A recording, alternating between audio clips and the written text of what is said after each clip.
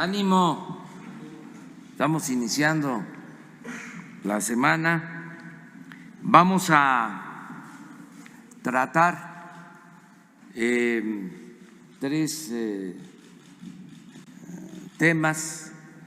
Bueno, lo primero es lo del coronavirus, la información para iniciar la semana.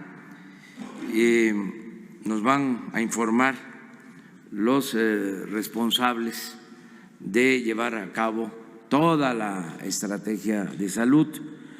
Vamos también a tener el informe sobre quién es quién en los precios de los combustibles y, en tercer lugar, el avance en las obras, lo que se ha ido avanzando en la construcción de la refinería y en la construcción del nuevo aeropuerto militar Felipe Ángeles, militar y civil Felipe Ángeles. Si les parece, vamos primero, que nos va a llevar más tiempo, no, en ese orden, vamos con coronavirus, luego quién es quién en los precios y luego el avance en las obras. Entonces, empezamos con Hugo para que nos informe. Gracias, presidente. Secretario, procurador, muy buenos días tengan todas y todos ustedes. De manera muy puntual, esto lo estamos informando todos los días a las 7 de la noche, entonces tienen la versión en tiempo real. En la situación mundial del coronavirus, la epidemia está activa particularmente en el continente europeo. En Asia está ya en una clara terminación, todavía hay casos, pero el número de casos diarios es muy por debajo de lo que había originalmente, es menos del 1% de los casos mundiales. En cambio, la mayoría de los casos proceden de Europa Occidental. Ya hemos dicho que la cuenta de casos diaria no debe llevarnos a pensar que se están acumulando, porque la enfermedad dura aproximadamente 14 días y se resuelve de manera espontánea en la gran mayoría de las personas. Entonces, de esta cuenta de casos que aparece en el lado izquierdo de la diapositiva, 153,000, la enorme mayoría ya están curados, y esto es una muy buena noticia que ocurre en todos los países, porque las personas que padecieron la enfermedad, además de estar ya curados y restablecidos, ya no se pueden volver a infectar, y esto es lo que va a hacer que se extinga la epidemia. En la siguiente. En México tenemos hasta el corte de ayer por la tarde 53 casos confirmados, y lo mismo, de estos 53 casos confirmados están en este momento activos 7 que están en hospitalización, la mayoría en condiciones estables, y todos los demás están terminando sus periodos de aislamiento preventivo. Varios ya terminaron, más de 12 ya han terminado y están recuperados y curados. La siguiente, por favor. En esta tabla, que ya la vamos a quitar a partir de hoy en la tarde, porque el único propósito es mostrar cómo a medida que aparecen más casos, se vuelve más complejo, más difícil el seguir a todos los contactos. Y esta es la única razón por la que, de acuerdo al plan, se pasa de las medidas de contención centradas en los casos y se empiezan a instrumentar de una manera progresiva medidas de mitigación comunitaria, medidas de sana distancia, en las que buscamos evitar el contacto entre personas infectantes y personas susceptibles. Esto no es un cambio brusco, se siguen haciendo las identificaciones de contactos a partir de los casos sospechosos notificados, pero esto progresivamente va a ser menos útil en la medida en que son más útiles las otras medidas generales colectivas. La siguiente.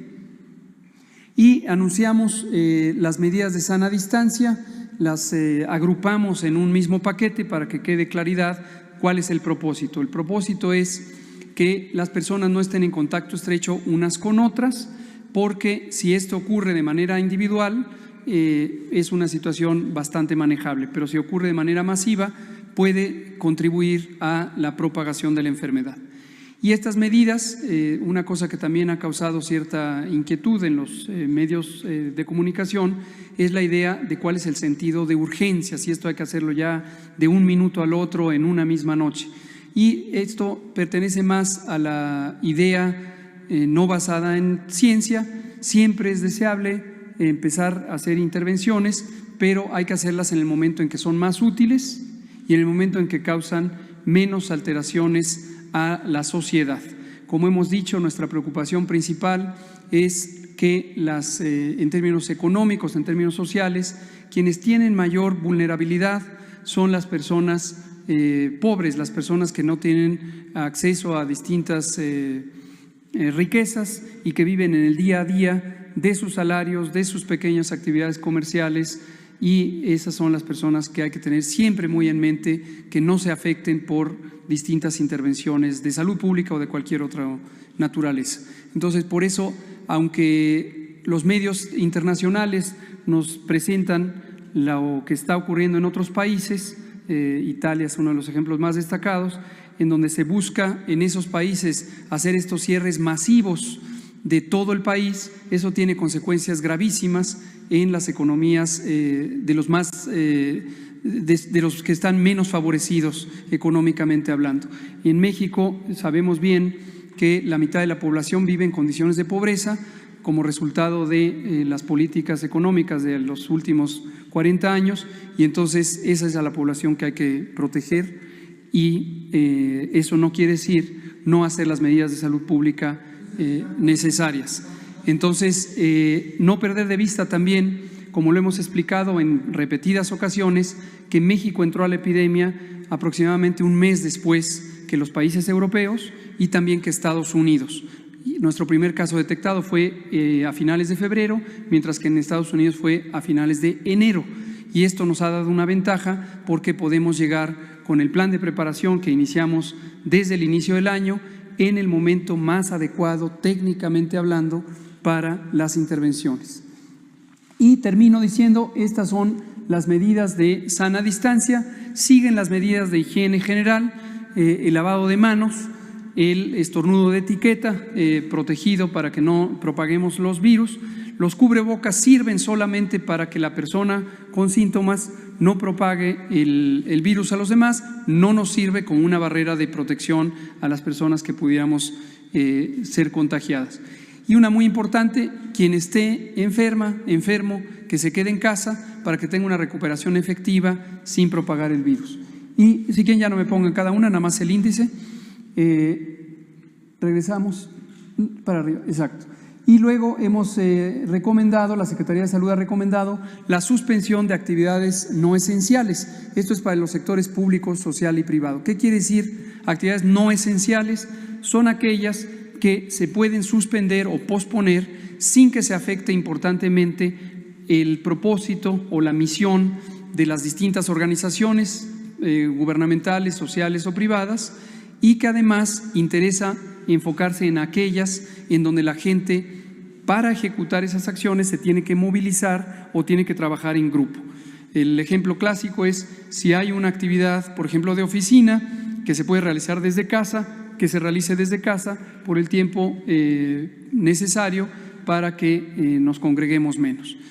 La tercera medida es esta reprogramación de los eventos públicos, ya sea organizados por privados o por los gobiernos, y lo que interesa aquí es que congregaciones masivas, las definimos como arriba de 5,000 personas, se puedan recalendarizar, posponer y que se hagan posteriormente en el año. Uno de los ejemplos que hemos estado utilizando por su volumen tan masivo es la Feria de San Marcos en Aguascalientes, que de manera muy adecuada el gobernador encontró la manera de posponerlas para mejor ocasión.